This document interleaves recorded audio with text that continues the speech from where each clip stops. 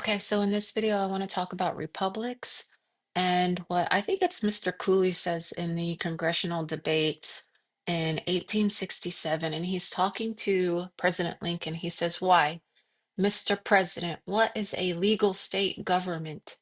Is it a government cooked up for a state here in Congress, or is it a government that the people of the state makes for themselves? I like a plain answer to a plain question. Who made these state governments? The state government of Louisiana was made by the people of Louisiana under a proclamation issued by Mr. Lincoln, referring that question to him. So we know a lot of things happened during the Civil War. The federal government took over the states, especially the states that were trying to cede from the Confederation. They were trying to leave the Confederation. This was in 1860s. So if the states, when they joined the Union, no longer belonged to any confederation, and that the federal constitution repealed or replaced the state constitutions, then why would they need to leave the confederation? Um, or why would they need to leave the federal government? And that's basically what happened since the um, Constitution of the United States, the federal Constitution, is an amendment to the Articles of Confederation. Once a state joins the Confederation, they're automatically entered into the Union. And then what they have to do is they have to give up some lands to the federal government so that the federal government can erect posts and put their military in that state. And so the republic constitutions were repealed only so far as they conflicted with federal laws, but the federal laws, for the most part, really only apply to the federal people on the federal lands. And when you become a member of the a state as a member of the Confederation, you also become protected by its agency, its military, the United States. So I've written few notes here, and what we're going to do is distinguish between a legal state or a um, federal state, and then the republic. So you have both that exist inside the state. Now, I know people say the Constitution says you can't have a state within a state, and we will get to that in another video.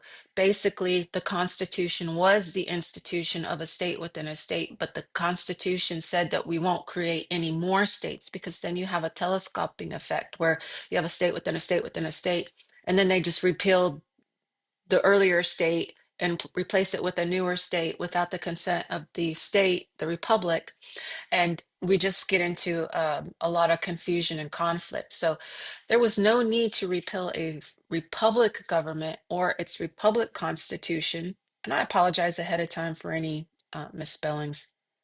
UTI went, okay. So there was no need to repeal a republic government or its republic constitution when a state joined the Union of the United States and accepted the federal constitution. What they did was they created a new constitution called the state of Texas or whatever. And that was for the jurisdiction where state and federal sort of conflicted so that they would know what to do. And some states reserved rights over some federal areas for some certain purposes. So the reason this is because the Republic Constitution of the state was already in place and probably conformed to the federal laws already. However, there's no need for a state to repeal a Republic Constitution since the Republic Constitutions of the state abrogated only insofar as they conflicted with the federal laws. This is in the Texas Jurisprudence Manual. Federal laws basically take place on federal lands and over federal people. The state on federal lands go there willingly. Troops sign contracts of enlistment, dedicating or promising to stay for a number of years. Today, it's usually 4. Commissioned officers also apply to become an officer in the military. The federal laws are to regulate these people, the troops and commissioned officers. The republic governments in states do not stop having authority when they conflict with the federal government, with what the federal government does.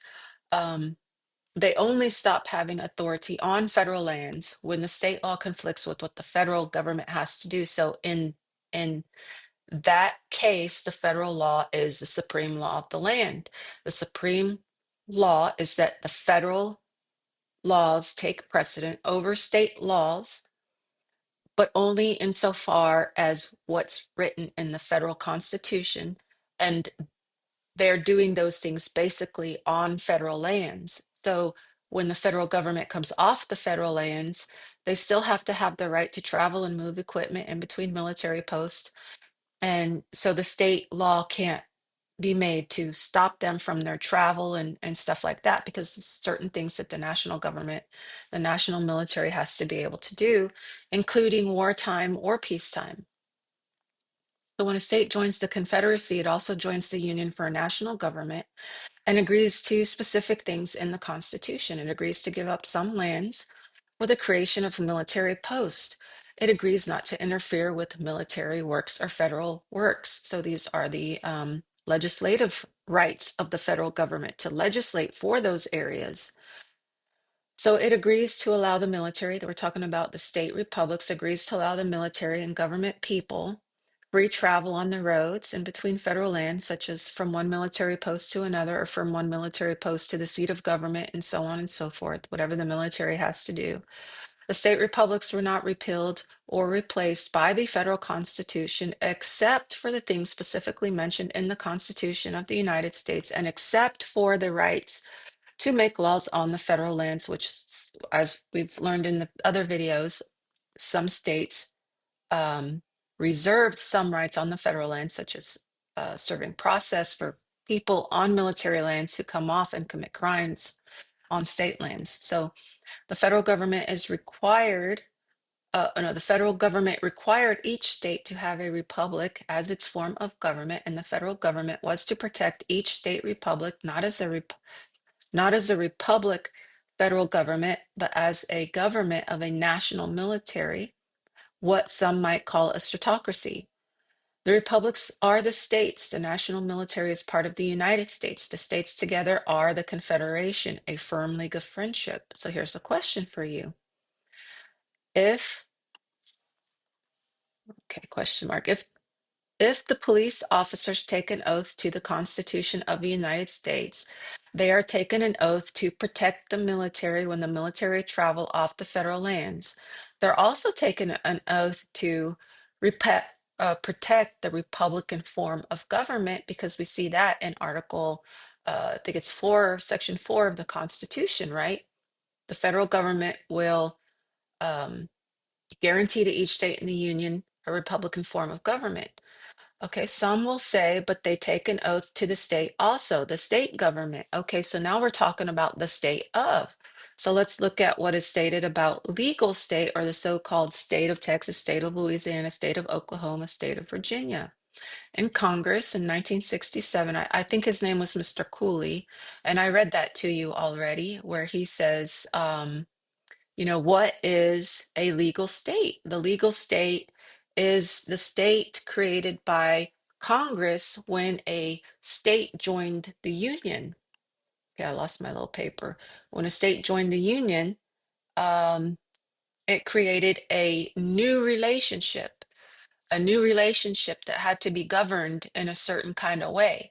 And that new relationship is laid out in the state of whatever constitution. So you have a republic, and then you have a federal, and then you have the relationship between the federal and the republic, and that's the state of whatever state.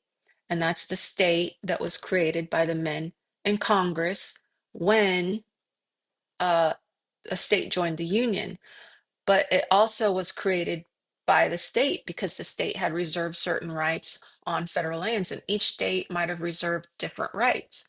And then that, of course, brings us back to our jurisdictions, and our jurisdictional codes depends on what kind of rights, how many rights the state reserved to itself over the federal lands. Tells us what kind of jurisdiction the state has and what kind of jurisdiction the federal government has in that state. And that's the state of Texas, the state of Louisiana, the state that was created Mr. Cooley says by the men in Congress.